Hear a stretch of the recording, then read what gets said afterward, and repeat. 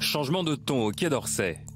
Hier matin, le ministère des Affaires étrangères a fini par convoquer l'ambassadeur de Chine en France pour lui signifier toute sa désapprobation. Lu Shai, ambassadeur de Chine en France, est au centre des critiques. Après cette tribune anonyme diffusée sur le site de l'ambassade de Chine en France, qui accuse, sans preuve. On a fait signer aux pensionnaires des maisons de retraite des attestations de renonciation aux soins d'urgence. Les personnels soignants des EHPAD ont abandonné leur poste du jour au lendemain, ont déserté collectivement, laissant mourir leurs pensionnaires de faim et de maladie. 24 heures après la convocation de l'ambassadeur, 24 heures après la colère froide de la France, Pékin temporise.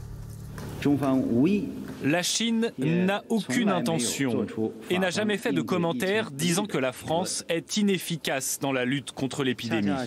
Au contraire, nous comprenons ce que les Français ressentent alors qu'ils sont confrontés aux graves problèmes de l'épidémie.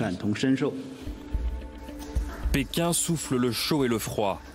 Voilà des semaines que son ambassade règle ses comptes avec les Occidentaux, accusé de dénigrer la Chine dans sa gestion de la crise sanitaire. Des médias qui se prennent pour des parangons d'impartialité et d'objectivité. Des experts et des politiciens de certains pays occidentaux semblent plus soucieux de calomnier, de stigmatiser et d'attaquer la Chine que de réfléchir aux moyens de contenir l'épidémie chez eux. La Chine critique et dans le même temps déploie toute son aide aux pays touchés par la crise. Des cargaisons de matériel médical, dont 4 milliards de masques expédiés au monde entier. Mais aussi des professionnels de santé, comme ici en Italie.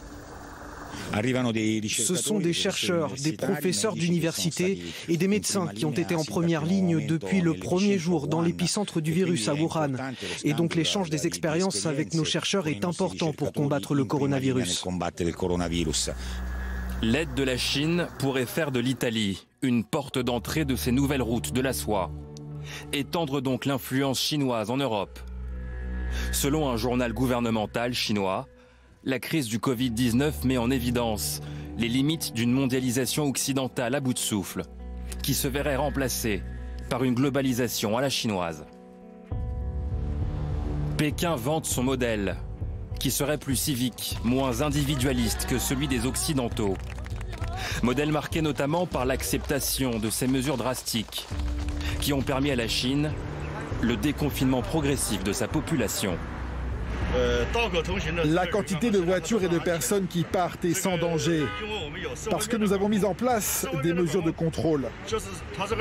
Ces mesures de contrôle social permettent de s'assurer que les personnes qui partent sont sans risque. Ces personnes qui partent sont toutes en bonne santé.